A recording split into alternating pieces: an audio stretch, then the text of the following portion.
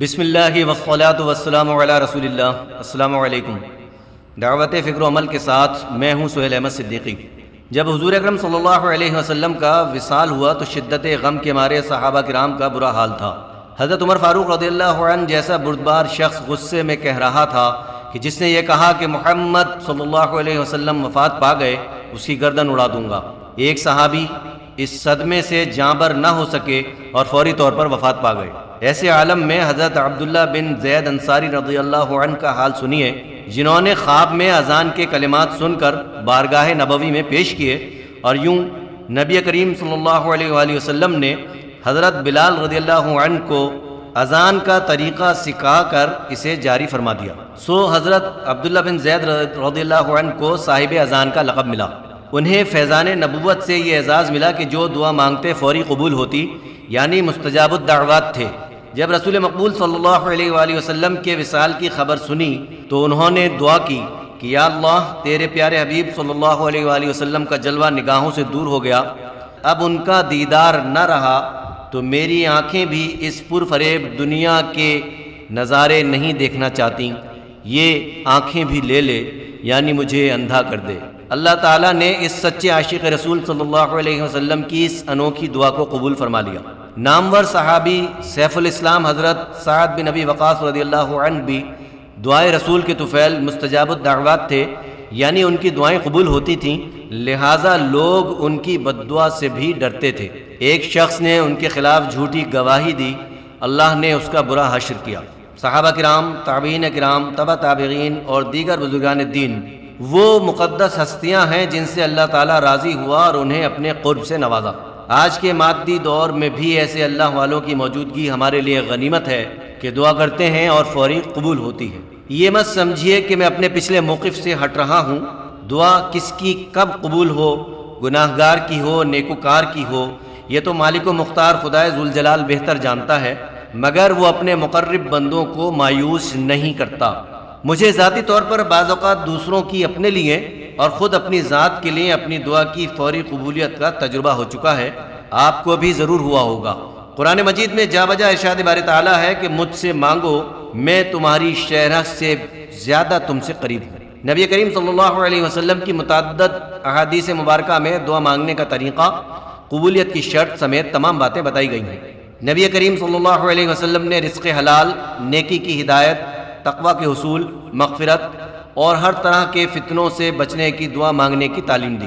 دنیا کے سب سے فصیح و بلیغ اور کامل انسان صلی اللہ علیہ وسلم نے دعا کی جامعیت اور اختصار پر زور دیا۔ خشوع و خضوع یعنی سچے دل سے گڑ گڑا کر عاجزی سے دعا مانگنے کا طریقہ سکھایا۔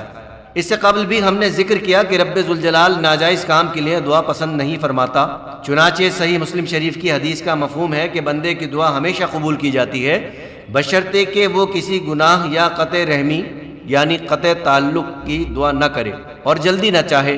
یاد رکھیے کہ جس سے مانگا جا رہا ہے وہ حقیقی حکمراں ہے، خالق، مالک اور رازق ہے۔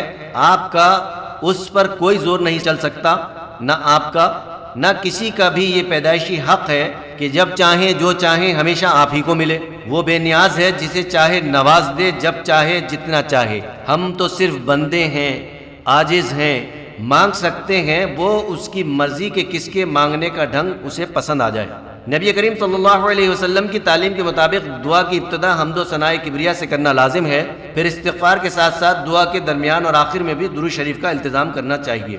جس دعا میں درود شریف کا اہتمام نہ ہو وہ معلق رہتی ہے۔ کن لوگوں کی دعا قبول نہیں کی جاتی، یہ مسئلہ بھی اچھی طرح سمجھ لینا چاہیے۔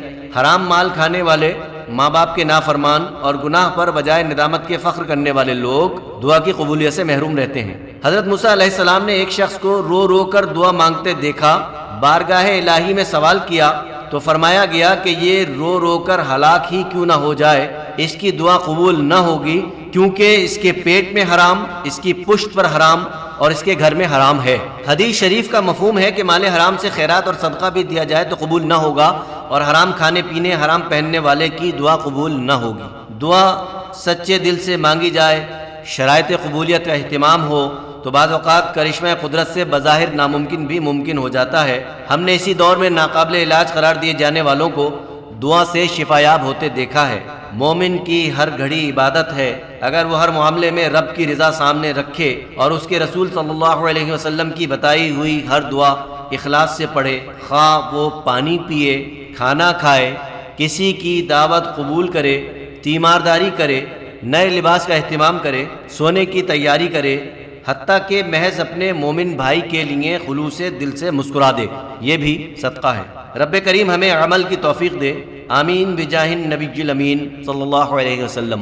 حاضرین اگر کوئی سوال کرنا چاہیں تو میں حاضر ہوں۔ السلام علیکم، میں رضا عباس نقوی بات کر رہا ہوں۔ میرا سوال ہے کہ رمضان شریف میں دعا کی اہمیت پر روشنی ڈالیے، نوازش۔ رمضان المبارک میں اللہ تعالیٰ نے جس طرح ہمیں ہر گھڑی ہر موقع ثواب کمانے کا ایک انوکھا کہہ لیجئے موقع فراہم کیا ہے، تو ہر وہ دعا جو خلوص سے مانگی جائے اور جائز مقصد کے لیے ہوں وہ اللہ تعالیٰ قبول فرمائے گا۔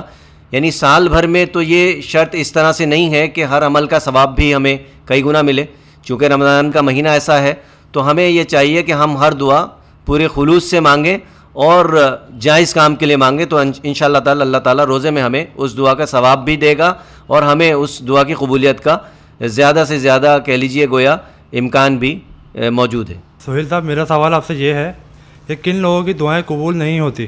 ایسے لوگ جو مستقل حرام کام میں مبتلا ہوں، حرام خوری، رشوت، سود خوری وغیرہ، ماں باپ کے نافرمان ہوں اور ہر طرح کے گناہ کرنے کے بعد اس پر ندامت کی بجائے اس پہ فخر کا اظہار کرتے ہوں، ان کی دعائیں قبول نہیں ہوتی۔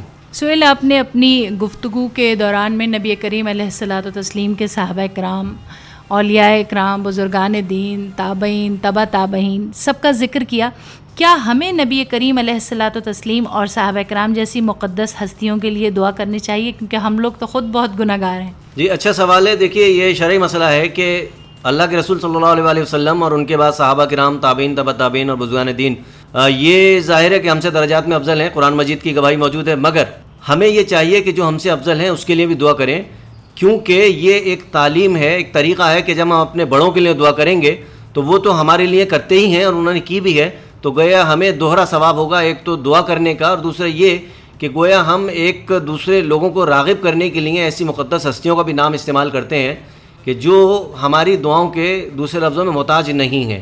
اچھا، اس کی مثال بہت مشہور ہے کہ ہم جب اذان ہوتی ہے اس کا جواب دیتے ہیں حضور اکرم صلی اللہ علیہ وسلم کے حکم اور سنت کے مطابق، تو وہ دعا آپ پڑھیے ترجمے کے ساتھ، تو اس میں یہ موجود ہے کہ اللہ تعالیٰ حضور اکرم صلی اللہ علیہ وسلم کو مقام محمود عطا فرمائے۔ تو افضل کے لیے مفضول کی یعنی ہماری دعا بالکل شریعت کے عین مطابق ہے اور ہمارے لیے اچھا ہے، عین سعادت کی بات ہے۔ وما توفیقی الا باللہ۔